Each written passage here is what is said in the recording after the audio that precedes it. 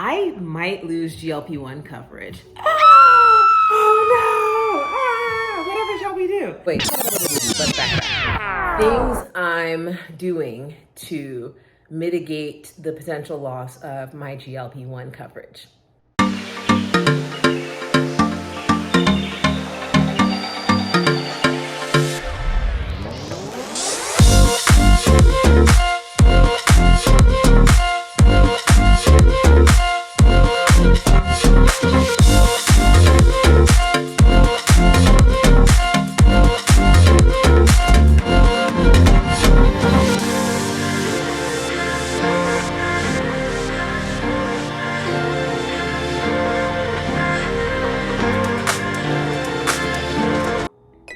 Let's make it rain. It's your girl, Tammy Trains. And if you're here, welcome. You can be one of my trainees.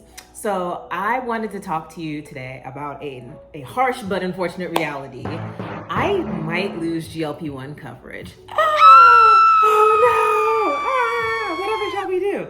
So let's get real transparent. Before we dive in, I want to make sure that you keep seeing me on your radar, on your algorithm. So like, comment, share, subscribe, so that you also get more videos that are related to this sort of content. That helps the algorithm and it helps you stay as informed as you can whenever there are videos of this type, whenever there are any questions that you might have that you didn't realize that you needed to ask. Those sorts of questions might show up in titles in different videos. So that includes my own. Yeah. So make sure that you're here for a long time, not just a good time, right? All right, so harsh reality, I might lose GLP-1 coverage. Oh my God. If you were in my shoes, what would you do, right? All right, so let's talk through a few things. Let me give you a little bit more of my background story. I actually started GLP-1 coverage around this time last year. I started taking Zepbound, aka tirzepatide, which is prescribed as Zepbound for folks who are taking it primarily to lose weight, and folks who are taking it for diabetes management are prescribed Mounjaro, but it's the same medication. It is the combination of GLP-1 and GIP agonists. So the way that works is compared to semaglutide, or what you might know as Ozempic for diabetes management, and Wegovy for weight loss. That is medication that is just GLP-1 agonist, and tirzepatide has both GLP-1 and GIP agonism. Is that the term, right? Well, it's a GLP-1 and GIP agonist, right? So what it does is it stimulates those two hormones rather than just the one, right? That semaglutide stimulates. So I started taking Zepbound in February of 2025 for a number of reasons. I was diagnosed with prediabetes. My A1C was like just above the cutoff. So I like to say I got lucky, sort of, but is that really a lucky thing, right? It's not really a positive thing to celebrate, right? I was at 5.7 when the I think the cutoff for a high A1C considered high or abnormal is a 5.6. So I was at a 5.7, but it came right back down, honey. Listen, playing no games. So what ended up happening is I went to my doctor. I started seeing a new primary care provider and asked them all these questions. I did all my research. I was watching all these YouTube videos, right? So I had watched YouTube videos for a while, and I was looking on Reddit. I was really doing my homework and trying to get as informed as possible before making a decision, right? About whether or not I was gonna pull the trigger and start. And I did go ahead and start. At first it was a slow journey. I was like, what? Is mine the bootleg version? Did I get the placebo? I don't think I did. I think obviously the 2.5 is just a starter dose. So I took that for 1 month, and then I went up to the 5 milligrams immediately. I was like, this ain't doing nothing. So I went up to the 5, and even on the 5, I was just kind of I only lost maybe 4 pounds when I first started on the 2.5, and then 2 of those 4 pounds came back. What is happening to me? Oh my God. So I started the 5. And when I started the 5, I was on the 5 for 3 weeks, and I noticed that it was kind of the same. I was just like, is this more of the same? Like, are they psyching me out? And like, I remember when I started the 2.5, I did feel like what I like to call these, like, just like, I want to say, like, almost like, I don't want to say bowel movements because they weren't full on bowel movements, but like just, you know, there was like a rumbly and my tumbly, right? Where my stomach would be like, ooh, like, okay, like something else is here and it's stopping us from eating as much as we normally eat, right? And it's not necessarily doing that biologically, like it's rewiring the hormonal component of our hunger, right? So essentially resetting my metabolism gradually, which is why it wasn't a full on shift at first. And some people have that experience. Like some people are hyper responders, some people are hypo responders, and some people are just kind of normal responders. I like to say that I was a bit of a hypo responder because I didn't feel anything until week 3 of the 5 milligram dose. And so when I was taking the 5 milligram dose, I was like, what is going on? It's the same thing. And I went to exercise one day and then I came back and I tried to eat this big salad. And I was like, ooh, I'm gonna put some avocado in here. I'm gonna get extra healthy. Yeah, I'm gonna put onion in here, put all this chicken in here. Yeah. And I went to try to eat it and I was eating it and I was like, oh, I'm so full. Like what? Like, and I noticed, I don't know if any other folks taking these medications have noticed this, like there's a tendency to, or at least in my experience, I've had this tendency to feel significantly more satiated after exercising a lot. So I would notice, like I take my shot, maybe like I wouldn't feel as much as the appetite suppression side effect, right? But then I would go exercise a ton, right? Like I'd go running or I'd go to the gym or I go for even just a very long walk and I come back home and be like, ooh, I can't eat it. Maybe I'll eat half that sandwich, but I clearly can't eat the whole thing. Wow. And that's when I realized like, oh, it's finally working. It's finally happening. It's kicking in, right? So this is great. And I decided to go up to the 7.5 and I stayed on the 7.5 for like 3 months because it was like, yeah, we here. And on the 7.5, that's when I finally felt like, oh man, I think I lost like 11 pounds on the 5. And then on the 7.5, I lost like, I want to say like an additional 10 pounds. So I lost a total of like 21 pounds between the 2.5 and the 7.5, right? And this was over the course of 3 months, right? My first 3 months. And then I spent, I want to say 3 months total on the 7.5. So that was a total of 6 months, mind you. So 2.5 to 5, that was 2 months and I lost 11 pounds. And then 7.5, that was 2 months, right? 7.5, I was on for another, I believe 4 months. Yeah. And then with the 7.5, I lost an additional 10 pounds. So 21 pounds over the course of 6 months, right? And then I decided to go up to the 10 because I felt myself plateauing a bit on the 7.5.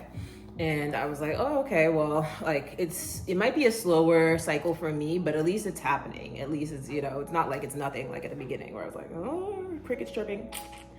So I did, I went up to the 10. I went up to Big Mama 10. I went up to that 10 and whew, that 10 was 10ing, right? And like 10 has been the highest dose I've been on since losing coverage, right? And I say that because I'll share more about what I'm doing to try to regain coverage later. So I went up to 10 and I was like, yes, like, all right, like we're doing this for real. So that's when I noticed I lost, I want to say over the course of the following 6 months, the remaining 20 some odd pounds that I've lost. So I've lost so far a grand total of, I need maybe I'll insert like drum roll sound. Yeah. So I lost a total of 40 pounds. 40 pounds, right? Or is that gonna show up backwards on the camera? 40. Anyway, 40 pounds. Look at this chiseled collarbone and jawline and you could tell I lost 40 pounds. You can't tell me nothing, honey. I'm about to be outside this summer, right? And here's the other reason why I'm about to be outside. Because regardless of the fact that they're trying to stop my coverage and they won't let me be great, I'm gonna lose way more than 40 pounds. I'm gonna keep this 40 pounds off and then some. Mark my words, right? You have to like really speak your life into existence, like your future into. Anyway, listen, like God is up there listening and like waiting for us to pray our prayers and like come into agreement and alignment with the things that are for us. So I'm speaking these things as though they already were. I'm sure there's a Bible verse associated with that somewhere, and I'll insert it below or if I find it, right? Speaking the things that are not as if they were. I do want to mention that I am I was a content creator with a faith-based background, and that does not mean that I endorse any of the hatred associated with the Christian space right now. So that's something I want to flag, is that we don't do the bigotry over here. No. One big thing I also want to mention is I lost my coverage temporarily, right? They won't let me be great. But that doesn't mean that just because I've temporarily lost the coverage, that doesn't mean I'm going to stop losing the weight. So what I'm doing to keep the weight off, I have about 3 things that I'll tell you. So I want to piggyback or jump back and highlight something else I was talking about. So I said that I lost an additional, I want to say this was, okay, so 11 pounds, right? This was 21 pounds, an additional 19 pounds between month 6 and month 12, right? Because this is month 12 for me, or month 13, February to February, right? Anyway, this February has been my last month on it. The last shot I had was about a week ago. Bobby Schmurder, if you know, you know. So last shot was a week ago, and I have felt fine, to be honest. And I think a big part of why I felt fine is because I was fortunate enough to start metformin at the same damn time. Sorry, I'm a little ratchet. I'm a little holy, I promise. Balance, it's the key to life. So I started metformin in January of this year. Yeah, I started metformin in January this year. And I was nervous to take it at first because I was like, is it going to mess with my sleep? Oh my God. Because a big thing that I went through on the Zepbound was unexpected insomnia. And I think that came from exercising a lot more than I was used to. I do exercise. I mean, I'll take that back. It's not a lot more than I was used to, but a lot more than I had done in a while. I have a history of being a long distance runner. I ran my 3rd half marathon in October of 2025. So between that and CrossFit and a bunch of other things that I have been doing to stay active, this, I feel it really ramped up when I was taking the shots. It was woo, I went from okay, I run long distance, it's my thing, to okay, now I run and I do CrossFit. It was whoa, okay, so you went from great to greater. Ooh. And then I got injured and I ended up with a hernia and had to have surgery. So don't overdo it, kids. Don't overdo it. This is your reminder to stretch and take breaks and let your body rest, because that's how it recovers from the workouts. And the rest is really where you see the muscle development. Okay, so I did lose an additional 19 pounds in the last 6 months. And that was through being on the 10. The 10 was a win. The 10 was a win, right? That's my force rhyming right there. The 10 was a win. It works, right? And then I get the letter saying okay, they're gonna stop your coverage after January 1st. And I was for real? Call my doctors. What y'all can do about this? They're we'll try our best to see what we can make happen for you. And I was okay, cool. And so then crickets chirped again. And then January came and I got my last box of 10, and then I lost my coverage. So I still have a few pens. I think I have 2 more 10 pens in the fridge, but I'm just nervous to take them because I'm whoa, in my mind now, I'm leaving those there as emergency pens.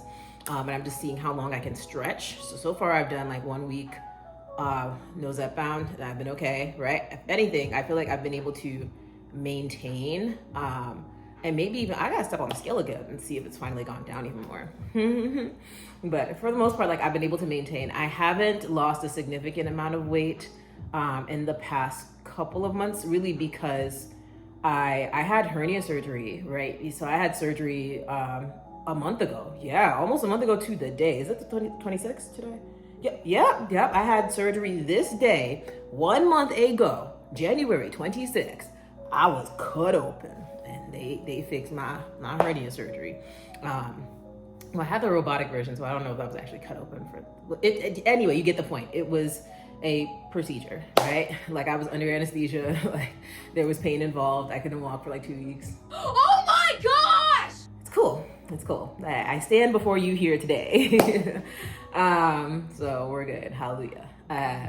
So that's a big part of why I think instead of losing even more weight, my weight kind of like stayed in maintenance, right? Which I still think is great. Listen, I was freaking out. I was like, I'm not gonna be able to move, and I can't work out until April. Because with the hernia recovery, like you cannot do any heavy lifting or like running or anything like that until 6 to 8 weeks after your surgery. So I was like, I'm just not gonna exercise until April, but that doesn't mean I can't walk. Yeah, I literally just came back in from doing a 4-mile walk. I did 2 in the morning and 2 in the afternoon. Yeah, and I multitasked. So I had some calls to do, and I just, got on Zoom on my phone, stuck my headphones in my ears, and I made it do what it do, baby. So I'm trying to just make sure I get back into the habit of losing the weight. Like, I want to stay consistent despite not having the shots. And I believe I can do it. I think it really just takes a lot. Like, is it kind of white knuckling? Yeah. Is that unfortunate? Yeah. Have we been gaslight by the healthcare industry for a long period of time about, whether or not weight loss involves like willpower, or is it, right? Like, people used to joke all the time and be like, I remember when I was a kid, like, oh, like I got a slow metabolism. My metabolism's messed up. And like people used to say that was an excuse.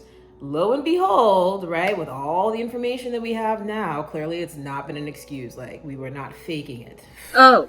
What? Aha. Anyway, metabolic dysfunction is real. People like me who have PCOS, right?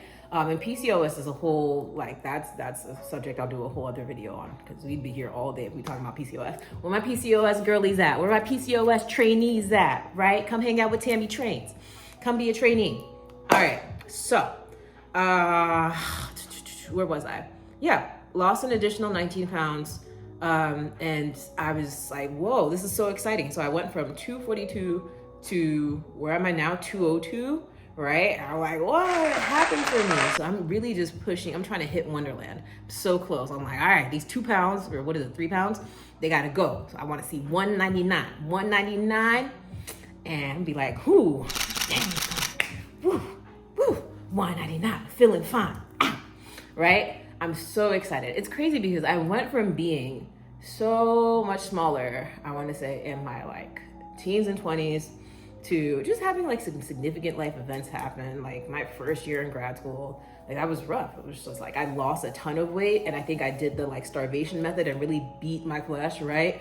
And really just pushed myself to like lose the weight by like, any means necessary, right? And it came off, but it came right back on with a vengeance. And that's when I realized, like, wow, this like metabolism thing and this hormonal thing is really significant, and I can't do it by myself. Because how did I go from running my first half marathon to gaining like 60, 70 pounds within a year of that in grad school? And like, obviously there was like life stress and trauma and stuff, like some pretty significant trauma, but it still was abnormal, right? It's like, what the, like, I didn't sit here and like do all that. Like, it just, it was rough. But here I am, very close to my goal weight. I plan to lose another around 50 pounds. And for me, I want to, like, once I hit that, I want to stay at maintenance. So let's see if I can do this without the Zepbound for now. And hopefully I can regain the coverage. Maybe they'll try to shift me to a GLP, but fingers crossed. I serve a living God, and so but like those of you who do, you know what I mean, and those of you who may not, right? Like, what's that quote from the alchemist? When you want something, the whole universe conspires to help you achieve it, right? So you don't necessarily have to be like a believer, right, to acknowledge the reality, like this is possible for you too, right? Sending good vibes. All right, so I wanted to talk to you about the metformin experience, and then I'll show you what I'm doing to kind of manage my weight loss and to keep losing the weight, to maintain and keep losing the weight despite the loss of, given the loss of coverage, right? So metformin, I started in January, and a lot of people say like, oh, metformin did nothing for me. I don't know if I'm just lucky because I took it at the same time as I was still taking the Zepbound, but it worked literally almost immediately for me. I feel like metformin is like what my body never knew it needed. And here's the thing, because I felt like I was going through periodic, like kind of like moments where I would stall out with the Zepbound, right? Even on the 10, like there were weeks where it was just kind of like, all right, the scale staying the same. And that was kind of normal, yeah. But I was seeing people lose like, dang, like 60 pounds in a year, 70 pounds in a year. I'm like, why I only lost 40 pounds in a year, right? It's still a lot. It's like, that's in line with what the fine print says that participants or patients lose on average when they're taking Zepbound, right? Like, what is it, like 20 something percent of your body weight? So it was cool, right? I was like, I'm fine.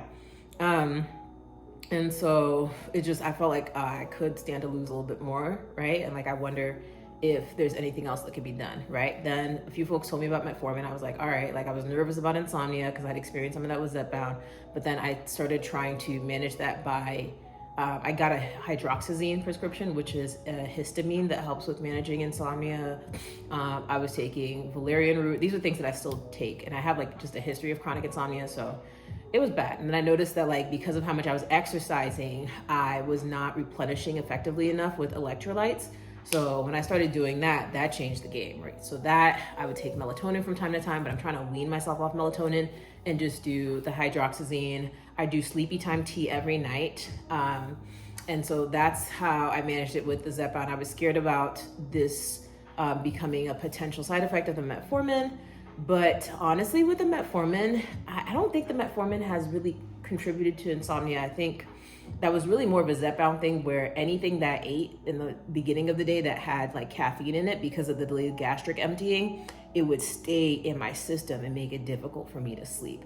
So I was drinking coffee before my runs, right? Coffee over pre-workout, BT dubs, right?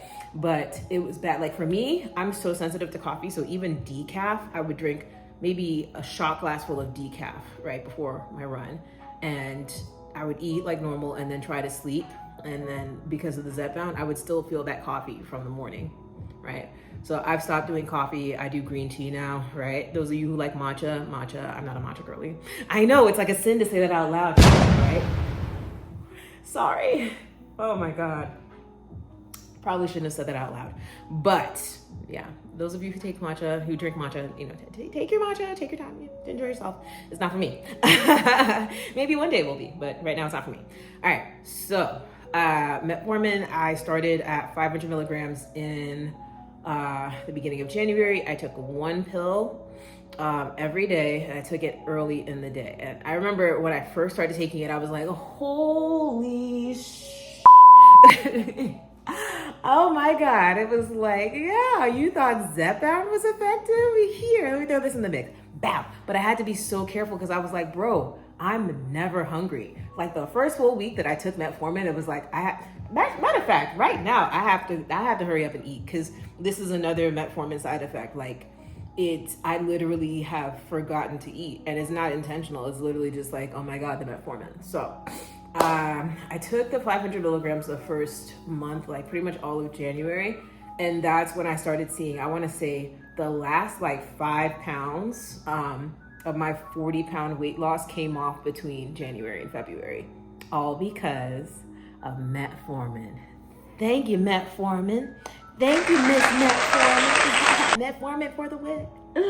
Yeah, so that helped a lot. And then here we are in February, and it's the end of February now, and I'm going up to the 1,000 milligram metformin dose, right? So I'm going to be doing 1,000 milligrams early in the day. A lot of people take extended release because it can be kind of harsh on your gastrointestinal system.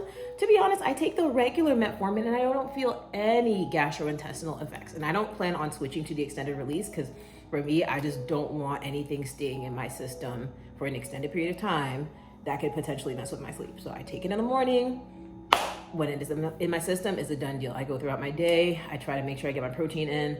I think that's the big thing that you have to like focus on metformin and like any sort of like metabolism stabilizing or like blood sugar reducing medications, right? Metformin works by reducing your blood sugar. You have to make sure that you're getting enough protein so that you don't lose muscle mass. So a lot of people's concerns about GLP-1 and GIP agonists as well is like, oh my God, am I gonna lose my muscle mass?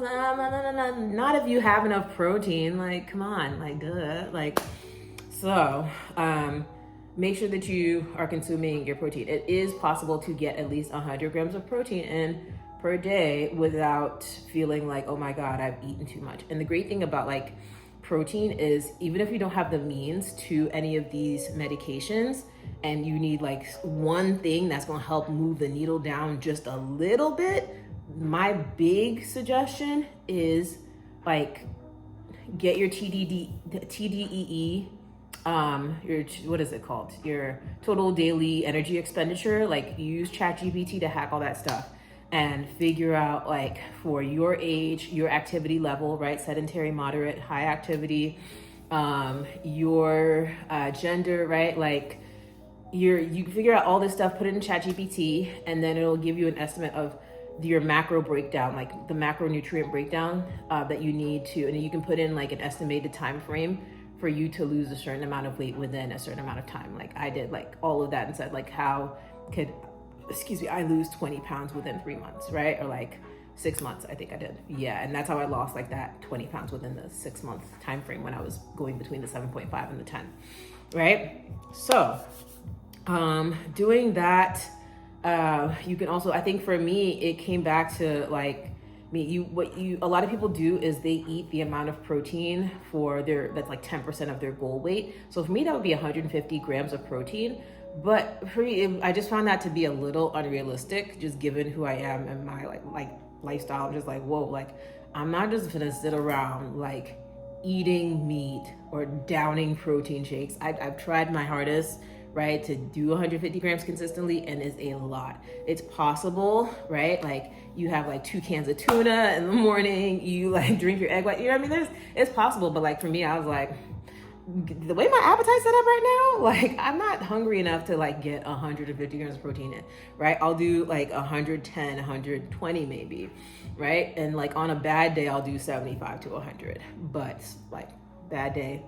My thing is I notice I still like I'm losing weight, even if I can't consistently hit my protein goals, but I still try to consistently hit them because I don't want to lose muscle mass, right? So I don't have the most muscles in the world, but like I do have, you know, a little, like, I'm not just like flab, right? Like there's muscle there and I'm grateful for that. So for this last part of the video, what I'm going to do is show you, what I am eating in a day to try to maintain my protein, right? And to, what else? Yeah, and to just kind of keep myself full. And I'll post the macros for this stuff at the end, yeah, because I forgot to calculate the macros in advance. Oh my God, to err is human, to err is human, err. To make mistakes is human. Okay, let's flip the camera around, okay? So, courtesy of Trader Joe's and Aldi, here are the things that I'm eating for breakfast. I'll come back and I'll show you my dinner later. But, okay, I've been doing this Super Zero yogurt, and it's got 15 grams of protein, 100 calories, 4 grams of total sugars, right? I do some slivered almonds. I do a tablespoon of slivered almonds, which I believe is 42 calories, and I forget how much protein it is. I feel like it's only like 3 grams of protein, but then that 3-ish grams added to this 15 is like 18 grams of protein, right? So that ends up being my breakfast, right? And what I like to do is I like to make it fun yogurt. So I'll throw in like, I don't know, a couple sprinkles of nutmeg, a couple sprinkles of cinnamon. I'll drizzle with some honey and throw in like the tiniest pinch of sea salt, right? Because the sea salt helps bring out the sweetness so that you won't need as much honey as you might need I say need, but like want. You can do all of this without the honey if you want to. And you can do agave if you want to, but I like the taste of the honey better. Yeah, so it brings out the sweetness of the whatever sweetener you're using if you choose to use one, so that you don't need as much of it, right? And so for lunch, I'm doing and this is like typically what I would eat throughout the week, right? A chopped kale and romaine chicory blend salad, right? It's a Caesar salad, and I'm gonna have that with some Parmesan cheese. I do not know the macros of this yet. Hold on. Okay, if I'm to do, let's say a quarter cup of cheese, that'd be 110 calories, 9 grams of protein, right? So we have an estimate of 18 for breakfast. We have 9 here, and then I'm gonna do 2 of these Trader Joe's breaded chicken tenderloins. And then with 2 tenders, that's about 15 grams of protein. So that's 30 total, right? So 30 grams of protein plus the 10 from the quarter cup of Parmesan cheese, that's 40 grams of protein, right? 40 grams of protein plus 18, what is that, like 68 grams of protein? That's a lot of protein in 2 meals. That's all I'm saying. That's a lot of protein in 2 meals. All right, so flipping the camera back. Yeah, what I think is exciting is this journey does not have to be not fun, right? Oh, I forgot. I'm gonna put some onion in here too. So what I like to do for my Caesar salad is I like to do obviously Caesar dressing. So this is the Trader Joe's Romano Caesar dressing. I like to add pickled chips, right? Or pickles. You can slice the pickles up too.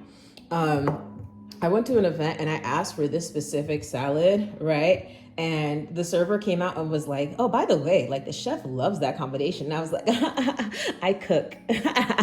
I cook too. That's where I got that from. I be chefing too, right? So I actually just have my cucumbers here because I want to remind myself to slice them to add to my pickle water because I'm running, I want to say not low on pickles, but whenever I do run out of these pickles, I want to like have more. So I'm going to put the cucumbers in there to make more because that's how you make pickles. It's really just, pickled cucumbers. So cherry tomatoes, pickles, chicken tenderloins. Eventually I'm going to add onions to this. Sliced red onion will be fire, but like I feel like red onion can be harsh on your breath, so I'm going to do sliced white onion. Organic romaine and chicory blend, right? Chopped kale, shredded Parmesan cheese. What I will do is later show you my dinner, right? And that's gonna be, spoiler alert, it's gonna be a turkey burger. Turkey burger. It's gonna be a turkey burger. And I'll show you my like protein s'more that I'll have for dessert. Yeah, so for now that's it. I'll check back with you in a few to show you dinner and dessert. Talk to you soon. Don't forget to comment, like, share, subscribe. All right, bye.